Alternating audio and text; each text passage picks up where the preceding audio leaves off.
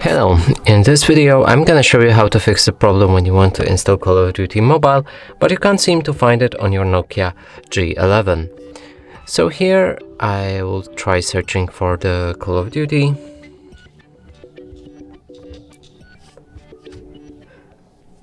And as you can see, there's no game in the search pool, so we'll need to go back, click on our profile icon, move to the settings, then family, parental controls, and here simply disable parental controls, enter your PIN, then click OK, or go for apps and games, enter the PIN again, click OK, and increase PGI to at least 18, click save, go back.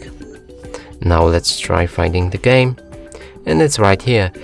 And that's it for this video. Hope you like it. Please consider subscribing to our channel, leave a like and a comment below.